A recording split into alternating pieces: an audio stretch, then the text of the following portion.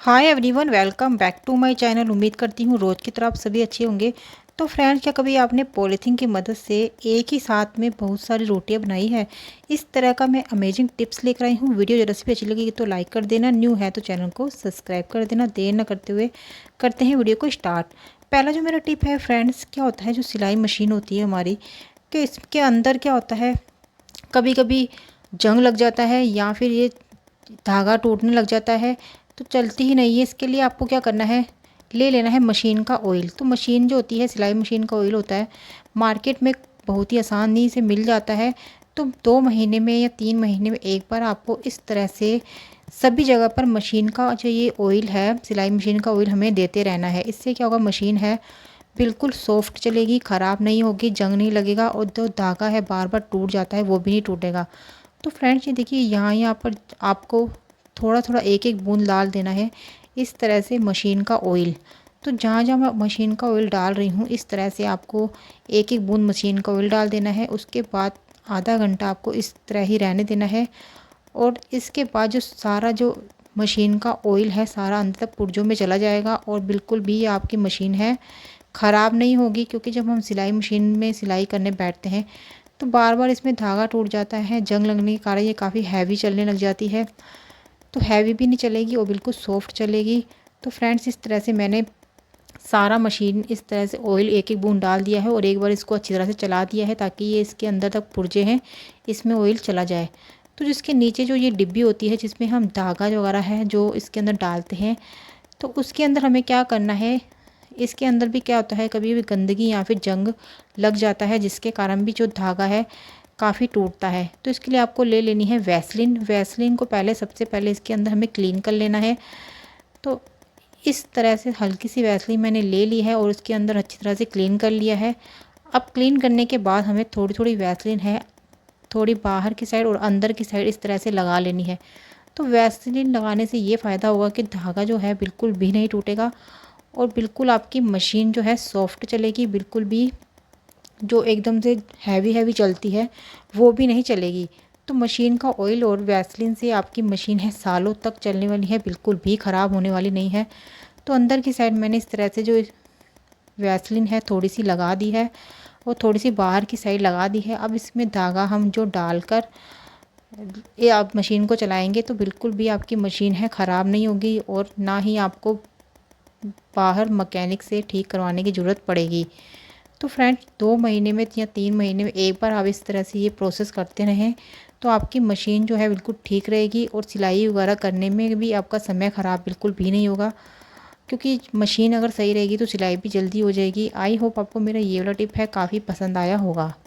तो नेक्स्ट जो मेरा टिप है कि जब हम रोटियां बनाते हैं तो क्या होता है, जब हम बेलन से रोटियां बनाते हैं, कई जो लेडीज़ होती हैं न्यू न्यू गृहस्थी बसाते हैं या फिर जिनकी शादी नई नई होती है या फिर नया नया रोटी बनाना सीखते हैं, उनसे क्या होता है गोल रोटियां बिल्कुल भी नहीं बन पाती हैं, टेढ़ी मेढ़ी रोटियां बन जाती हैं। या फिर कई बच्चे होते हैं बाहर रहते हैं, खुद ही बनाते हैं रोटियां वगैरह, तो उनसे भी टेढ़ी मेढ़ी रोटियां बनती है। तो एक ही साथ पॉलीथीन की मदद से आप फटाफट से रोटियां बनाकर रेडी कर सकते हैं। आपको इस तरह से आटे को इस तरह से कट कर लेना है। तो 10 से 15 मिनट पहले ही आपको आटा अच्छी तरह से गूँथ लेना है। उसके बाद इस तरह से आपको आटे की लोइयाँ बना लेनी है। तो लोई जो है आपको बराबर ही बनानी है। जो दोनों साइड की लोई है छोटी थी और बीच में जो 3 लोइयाँ थी वो बड़ी थी, लेकिन हमें छोटी लोई को भी इक्वल कर देना है, मतलब बराबर ही कर देना है। तो सभी लोइयाँ हैं इस तरह से बराबर आपको ले लेनी है। इसके बाद आपको ले लेनी है एक पॉलीथीन। पॉलीथीन को मैंने अच्छी तरह से पानी से वॉश करके और पंखे के नीचे अच्छी तरह से मैंने सुखा लिया था, तो ये अच्छी तरह से क्लीन हो गई है। इसके बाद हमें एक कैंची की मदद से दोनों साइड पॉलीथीन को हमें कट कर लेना है। तो फ्रेंड्स, ये बड़ी वाली पॉलीथीन है वो मैंने इस तरह से ले ली है। तो पॉलीथीन की मदद से यहाँ आप एक ही बार में काफ़ी सारी रोटियां हैं बेल सकते हैं। जब हम एक एक रोटियां बेलते हैं बेलन से तो कभी कभी क्या होता है टेढ़ी मेढ़ी आती है, लेकिन पॉलीथीन की मदद से जब हम बेलेंगे तो बिल्कुल भी टेढ़ी मेढ़ी रोटियां नहीं आएगी। तो फ्रेंड्स, इस तरह से आपको पॉलीथीन को डबल करके और दोनों साइड इस तरह से कट कर लेना है। एक पॉलीथीन के आप इस तरह से 4 टुकड़े कर सकते हैं। अब इसे आप ओपन कर दें और बीच सेंटर में से भी हमें कट कर लेना है फोल्ड करके। तो फोल्ड करने के बाद जब हम बीच सेंटर से भी इसको कट कर लेंगे तो इसके 4 टुकड़े निकल आएंगे और हमें पॉलीथीन को बिल्कुल बराबर साइज में ही कट करना है, क्योंकि बराबर साइज में अगर पॉलीथीन रहेगी तब ही ये रोटियां हैं एकदम से गोल और बराबर ही आएगी। तो इस तरह से आपको पॉलीथीन को बराबर कट कर लेना है। तो 4 मैंने इस तरह से इसके टुकड़े कर लिए हैं और बिल्कुल जो पॉलीथीन है बिल्कुल बराबर ही है। तो फ्रेंड्स ये देखिए इस तरह से मैं 4 या 5 लोई जो है उसकी रोटियां बना के बता रही हूँ, लेकिन आप चाहे तो 7-8 इस तरह से पॉलीथीन को कट करके वो 7-8 रोटियां एक साथ ही बेल सकते हैं। पॉलीथीन को मैंने अब कट कर लिया है। तो ये 4 पॉलीथीन है, 4 की मैं इस तरह से 4 रोटियां हैं एक बार में ही आपको बेल के बताऊंगी। तो करना क्या है, सबसे पहले हमें एक नीचे एक पॉलीथीन रख देनी है। इस तरह से एक लोई ले लेनी है, इस तरह से इसको हल्का सा दबा लेना है और इसके ऊपर हमें लगा लेना है सूखा आटा। तो थोड़ा सा सूखा आटा तो वैसे भी हम जब बेलन से भी बेलते हैं तब भी सूखा आटा तो हम जब भी लगाते हैं। तो इस तरह से हमें सूखा आटा लगा लेना है, इसके ऊपर पॉलीथीन रख देनी है।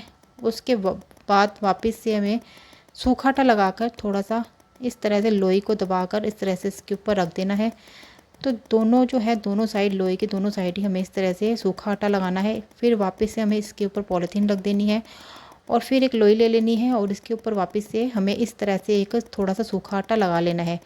तो जितनी रोटी हैं आप इस तरह से बनाकर अब क्या करना है, हमें चारों रोटियां इस तरह से लोई रख ली है।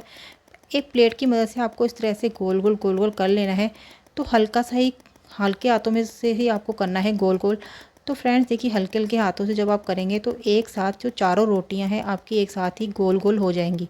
तो देखिए एक साथ ही गोल होना चालू हो गई है। अब थोड़ा सूखा आटा मैंने लगा दिया है, वापस से हल्का हल्का हम थाली की मदद से इस तरह से प्रेस करते रहेंगे। हल्के हाथों से ही करना है। तो फ्रेंड्स देखिए हल्के हाथों से हमें प्रेस करना है।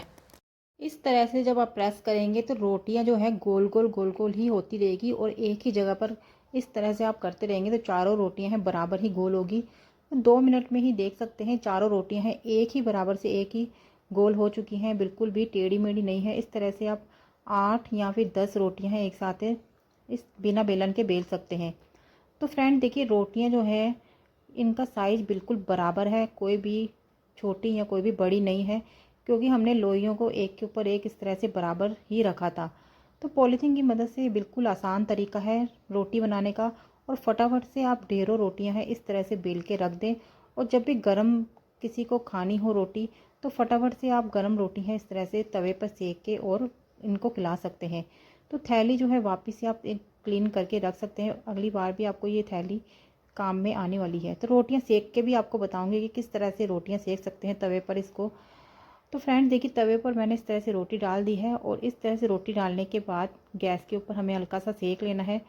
तो रोटियां हैं एकदम से मुलायम बनती हैं, एकदम से सॉफ्ट बनती है। और दोनों साइड हमें सेकने के बाद फटाफट से हम इस तरह से अगर लंच में या डिनर में किसी मेहमान को भी बुलाते हैं तो इस तरह से आप फटाफट से काफ़ी रोटियां बनाकर सर्व कर सकते हैं।